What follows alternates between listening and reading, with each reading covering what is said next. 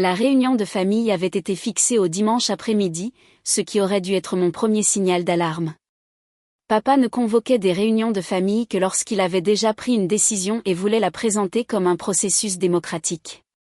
Assise sur le canapé à fleurs de maman, un café à la main, j'observais mon frère Éric faire les 100 pas près de la cheminée avec cette expression autosatisfaite qu'il arborait quand les choses allaient dans son sens.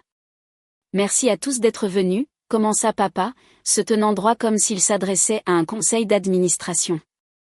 Nous devons discuter de la situation de l'appartement du centre-ville. L'appartement du centre-ville, le 3 pièces au 12 rue de l'Ouest, qui était dans notre famille depuis que papy avait acheté l'immeuble en 1987. J'y vivais depuis 4 ans, payant les charges et un petit loyer symbolique au patrimoine familial qui en était techniquement propriétaire. Éric et Sophie attendent leur premier enfant, continua papa. Ils ont besoin de plus d'espace que leurs 2 pièces actuelles ne peut leur offrir.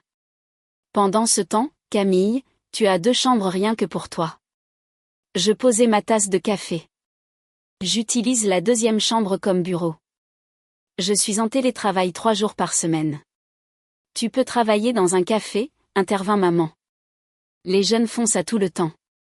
Éric fonde une famille, insista papa. L'appartement est plus logique pour eux. Nous avons décidé que tu déménageras d'ici la fin du mois. Ça te laisse 4 semaines pour trouver autre chose. Vous avez décidé, répétai-je. La famille a décidé, me corrigea papa. Ce qui est le mieux pour tout le monde. Éric prit enfin la parole. Allez, Camille. Ne rends pas les choses difficiles. Tu es célibataire. Pas d'enfant. Un bon travail. Tu peux louer n'importe où. Sophie et moi, on a besoin de la place pour la chambre du bébé, et on ne peut pas se permettre un 3 pièces au prix du marché. Et moi je peux? Tu gagnes plus que nous, dit Sophie depuis sa place à côté d'Éric. Éric m'a parlé de ton salaire. Tu t'en sors très bien. Le fait qu'Éric ait discuté de mon salaire, qu'il n'avait fait qu'estimer, avec sa femme me fit serrer les dents. Mes finances ne sont pas un sujet de discussion familiale. Quand elles affectent les ressources de la famille, si, dit fermement papa. L'appartement appartient au patrimoine familial. Ton grand-père voulait qu'il serve les besoins de la famille. En ce moment, ce sont Éric et Sophie qui en ont le plus besoin. Est-ce que quelqu'un a vérifié ce que papy a réellement écrit dans les documents? Maman balaya ma question d'un geste de la main. C'est ton père qui gère le patrimoine.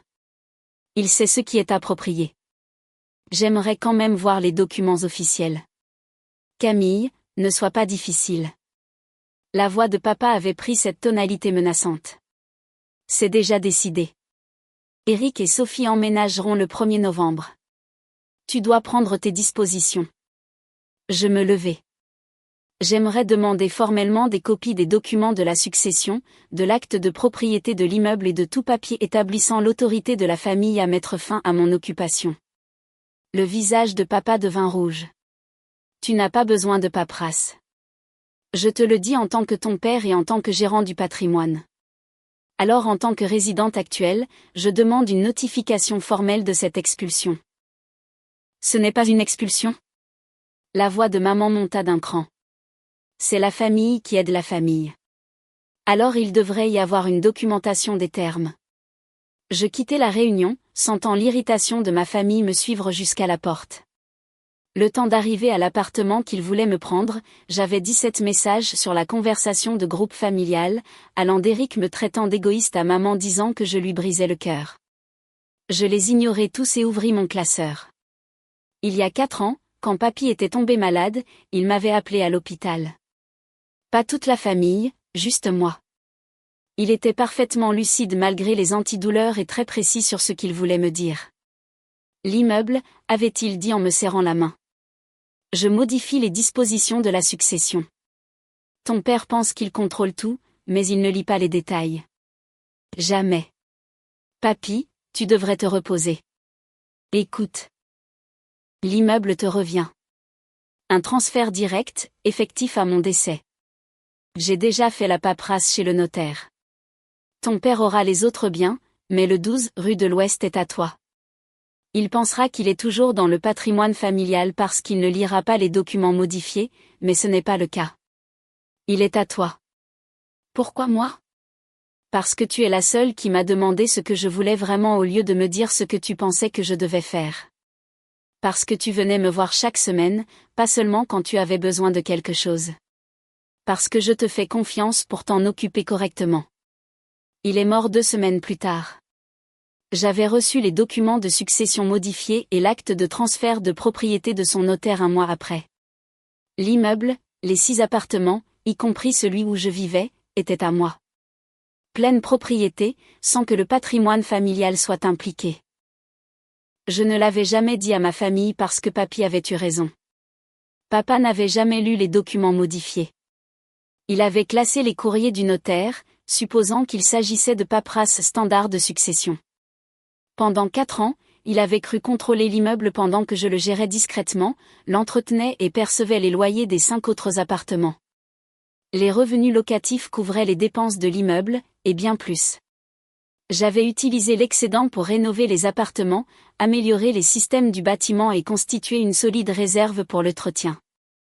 L'immeuble que papy avait acheté pour l'équivalent de 300 000 € en 1987 valait maintenant 2 millions d'euros. Et ma famille voulait m'expulser de ma propre propriété. Le lundi matin, j'ai appelé mon avocate, Maître Dubois. Je l'avais engagée il y a 3 ans quand j'avais commencé à prendre mon rôle de propriétaire au sérieux, en mettant à jour les baux, en m'assurant d'avoir les bonnes assurances, en rendant tout juridiquement solide. Maître Dubois, j'ai besoin de vos conseils. Ma famille essaie de m'expulser de mon propre immeuble. Elle écouta l'histoire, puis rit. Un rire sec et professionnel. Savent-ils que vous en êtes la propriétaire? Ils pensent que c'est dans le patrimoine familial géré par mon père. Et quel document votre père a-t-il pour prouver son autorité? Aucun qui soit valide. Papy m'a transféré l'immeuble directement il y a 4 ans. Il est uniquement à mon nom depuis. Alors c'est simple. Ils n'ont aucune autorité pour vous expulser. Ils ne sont pas propriétaires du bien. Ils ne peuvent pas mettre fin à votre résidence. Et s'ils essaient de vous forcer à partir, ils violent la loi sur les rapports locatifs. Sauf qu'ils ne sont même pas bailleurs. Ils prévoient d'emménager le 1er novembre. Ils sont déjà en train de faire mes cartons. Ils font vos cartons? La voix de Maître Dubois se fit plus tranchante. Dans votre appartement, sans permission? Je ne suis pas rentré pour voir, mais mon frère m'a envoyé un texto disant qu'il m'aidait à commencer à emballer. C'est une violation de domicile et potentiellement un vol. Camille, je veux que vous soyez très claire sur ce que vous voulez. Voulez-vous éduquer votre famille? Ou voulez-vous établir des limites légales fermes? Je pensais à Eric discutant de mon salaire avec Sophie, à papa prenant des décisions unilatérales et les appelant consensus familial. À maman ignorant mes besoins professionnels. À 4 ans de gestion invisible de cet immeuble pendant qu'il supposait tout ce que papa était aux commandes. Des limites légales fermes, dis-je.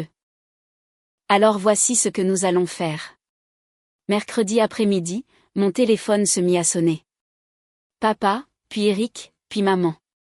Je l'ai laissé tomber sur la messagerie. Les messages étaient des variations sur le même thème. C'est quoi cette lettre d'avocat? Pourquoi y a-t-il des avocats impliqués? Comment as-tu pu faire ça à ta famille? La lettre que Maître Dubois avait envoyée était directe. Un courrier informant que Camille Morin était l'unique propriétaire légal de la propriété au 12 rue de l'Ouest, qu'aucune autre partie n'avait l'autorité de prendre des décisions d'occupation, et que toute tentative de retirer ses affaires ou de changer ses serrures serait traitée comme une expulsion illégale et un vol, avec les poursuites judiciaires appropriées. Elle avait également envoyé une mise en demeure à Eric spécifiquement concernant son entrée non autorisée dans mon appartement. La sécurité de l'immeuble avait confirmé qu'il avait utilisé le vieux double des clés d'urgence de maman pour entrer 3 fois la semaine passée. Jeudi matin, la réunion de famille fut reconvoquée. Cette fois dans le bureau de papa, avec une ambiance nettement moins assurée. « Explique-moi ça », dit papa en faisant glisser la lettre de Maître Dubois sur son bureau. « L'immeuble est à moi. Papy me l'a légué avant de mourir. J'en suis propriétaire depuis 4 ans. C'est impossible. Le patrimoine. Les dispositions de la succession ont été modifiées. Vous avez reçu des copies des documents modifiés en 2020. Vous ne les avez pas lus. Le visage de papa passa par plusieurs couleurs. Ton grand-père ne m'aurait pas évincé comme ça. Il ne t'a pas évincé. Tu as reçu les 3 autres propriétés, l'immeuble commercial du centre-ville, le duplex des Quais et le centre commercial de Châtenay. J'ai reçu le 12 rue de l'Ouest. Vérifie tes documents de succession. Je le regardais sortir un dossier, puis un autre, feuilletant les papiers avec une agitation croissante. Maman se tenait derrière lui, lisant par-dessus son épaule. L'avenant dit. La voix de maman s'éteignit. L'immeuble résidentiel au 12 rue de l'Ouest est transféré à Camille Morin, avec effet immédiat au décès de Henri Morin. Pourquoi tu ne nous l'as pas dit? Demanda Éric. Papy m'a demandé de ne pas le faire. Il a dit, papa ne lira pas la paperasse de toute façon, et il avait raison. Pendant 4 ans, vous avez tous supposé que l'immeuble était dans le patrimoine familial pendant que je le gérais, l'entretenais, payais toutes les dépenses et percevais les loyers. Les loyers? Papa leva brusquement les yeux. Les 5 autres appartements sont loués. Ils l'ont été tout ce temps. C'est comme ça que je paie l'entretien de l'immeuble, la taxe foncière, l'assurance et les améliorations. Tu as perçu de l'argent d'un bien familial. D'un bien qui est à moi, le corrigé-je. Mon immeuble, mes revenus locatifs, ma responsabilité. Sophie intervint. Mais nous avons besoin de cet appartement, pour le bébé. Il y a d'autres 3 pièces disponibles en ville. Je peux vous fournir une liste de biens comparables si vous le souhaitez. On ne peut pas se permettre le prix du marché. Ce n'est pas mon problème. Éric frappa la main sur le bureau. C'est. Papy n'aurait pas voulu ça. Papy voulait spécifiquement ça. Il voulait que j'aie cet immeuble. Il l'a mis par écrit, l'a fait enregistrer légalement et s'est assuré que je comprenne la responsabilité. Ce qu'il ne voulait pas, c'est qu'il soit traité comme une ressource familiale à redistribuer à volonté. Alors tu vas tout garder pour toi? La voix de maman était pleine de larmes. Je vais continuer à gérer ma propriété comme je l'ai fait. Si vous voulez louer l'un des autres appartements, vous pouvez soumettre un dossier comme n'importe quel autre locataire. Payer un loyer à ma propre fille, dit papa amèrement. Payer un loyer à la propriétaire qui se trouve être votre fille. Il y a une liste d'attente, mais je peux faire passer la famille en priorité si vous êtes sérieux. Combien? Demanda Éric. Le prix du marché. Les 3 pièces dans cet immeuble se louent 2200 € par mois. C'est insensé. C'est le marché. Et honnêtement, c'est en dessous du marché pour le quartier. Je garde mes loyers légèrement plus bas parce que je préfère des locataires stables et à long terme. Papa était encore en train de digérer, son esprit juridique analysant les implications. Tu gères cet immeuble depuis 4 ans. Les revenus locatifs. Tu aurais dû les partager avec la famille. Pourquoi? C'est mon immeuble. Je paie toutes les dépenses, je gère tout l'entretien, je m'occupe de tous les problèmes des locataires. Pourquoi devrais-je partager les revenus d'un bien que je possède et que je gère? Parce que nous sommes une famille. Être une famille ne crée pas d'obligations financières. Papa, tu as eu 3 propriétés dans l'héritage. J'en ai eu une. Tu ne partages pas les revenus locatifs de tes propriétés avec moi. Il n'y eut rien à répondre à cela. Vendredi matin apporta une nouvelle complication. Je rentrais d'un rendez-vous dans un café pour trouver Éric de nouveau dans mon appartement, cette fois avec des cartons. Qu'est-ce que tu fais? Il leva les yeux, l'air défiant. Je t'aide à emballer. Puisque tu t'obstines, Sophie et moi avons décidé qu'on emménage quand même. Soit tu pars gentiment, soit on va te rendre la vie difficile. Éric, tu dois partir maintenant. Sinon quoi? Tu vas appeler papa? Il est d'accord avec moi. Non, je vais appeler la police. Tu es en situation de violation de domicile dans ma résidence privée. Tu ne peux pas me faire arrêter. Je suis ton frère. Je sortis mon téléphone et composai le numéro. Bonjour, je souhaite signaler une violation de domicile en cours. Mon frère est entré illégalement dans mon appartement et refuse de partir. L'assurance d'Éric vacilla. Camille, ne sois pas ridicule. L'opérateur confirma que des agents étaient en route. Je restais dans l'embrasure de la porte, bloquant la sortie d'Éric avec les cartons qu'il avait faits. Quand la police arriva 12 minutes plus tard, Éric tenta d'expliquer qu'il s'agissait d'un malentendu familial et que l'appartement était censé être le sien. Les policiers regardèrent mon bail, mes documents de propriété de l'immeuble et la mise en demeure précédente concernant les entrées non autorisées d'Éric. Monsieur, vous devez quitter les lieux immédiatement. Si vous revenez sans l'autorisation explicite de la propriétaire, vous serez arrêté pour violation de domicile. Après le départ d'Éric, humilié et furieux, l'un des policiers se tourna vers moi. Vous devriez envisager une ordonnance d'éloignement si cela continue. J'espère que ça n'en arrivera pas là. Mais j'ai aussi fait changer mes serrures cet après-midi-là et j'ai informé la sécurité de l'immeuble qu'Éric et mes parents n'étaient plus autorisés à accéder au bâtiment. Le week-end apporta une avalanche de drames familiaux. Des tantes et des oncles appelaient, ayant entendu diverses versions de l'histoire. Certains me soutenaient. Tante Hélène a carrément ri et a dit « Papy a toujours su exactement ce qu'il faisait ». D'autres pensaient que j'étais égoïste, gardant un immeuble entier pour moi pendant que des membres de la famille avaient des difficultés. Lundi matin, Maître Dubois appela. « Nous avons un problème. Votre père a déposé une requête en contestation du transfert de propriété. Il prétend que votre grand-père a subi une influence abusive ou qu'il était mentalement incapable lorsqu'il a modifié la succession. » Papy était complètement lucide. Son notaire a tout documenté. Je sais.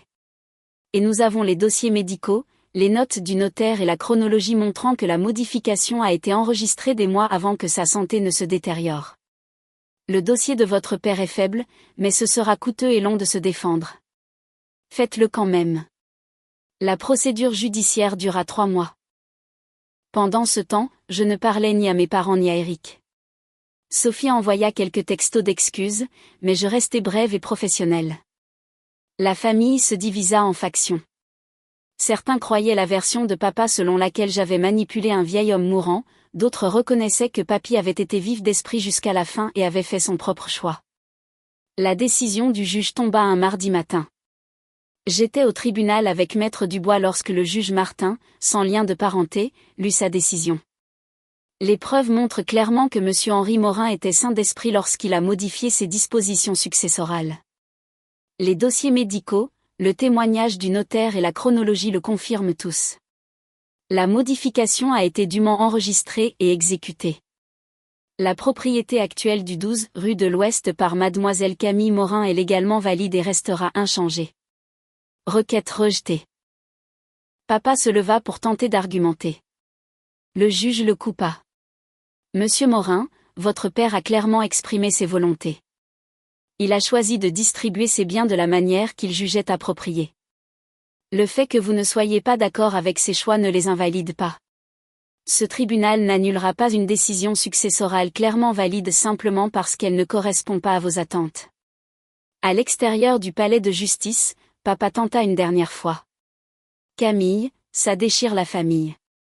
Non, papa. C'est ton refus d'accepter la décision de papy qui déchire la famille. Je n'ai pas créé cette situation. C'est papy qui l'a fait, et il avait ses raisons. Quelles raisons? Qu'est-ce que j'ai fait de si mal? Tu ne lui as jamais demandé ce qu'il voulait. Tu lui as dit ce qu'il devait faire, ce qui était logique, ce qui était sensé. Tu as géré ses affaires sans le consulter. Exactement comme tu as essayé de gérer ma situation de logement sans me consulter. J'essayais de faire ce qui était le mieux pour tout le monde. Tu essayais de tout contrôler. Papy voulait quelqu'un qui écoute, pas quelqu'un qui dicte. C'est pour ça qu'il m'a choisi. La semaine suivante, Éric et Sophie trouvèrent un autre appartement, plus petit que le mien, plus loin du centre-ville, mais le leur. Maman recommença lentement à me parler, bien que les conversations fussent tendues. Papa resta en colère, convaincu que j'avais volé son héritage, malgré la décision claire du tribunal. Mais l'immeuble resta le mien. Je continuais à le gérer, à maintenir les appartements en bon état, les locataires heureux, et la valeur de la propriété augmentait. 2 ans plus tard, lorsqu'un des 3 pièces se libéra, je le proposai à Eric et Sophie à un tarif familial, 1100 € au lieu des 2400 du marché. Ils refusèrent, trop fiers pour être mes locataires. C'était leur choix, tout comme garder mon immeuble était le mien. Ils avaient commencé à faire mes cartons sans demander, ne sachant pas que j'étais propriétaire de l'immeuble. La police avait frappé à 9 heures précises, non pas pour m'expulser, mais pour escorter Eric dehors quand il avait violé mon domicile. Et le juge avait vu juste. Les volontés de papy étaient claires, légales et définitives. L'appartement qu'ils avaient essayé de céder n'avait jamais été à eux. Et maintenant, tout le monde le savait.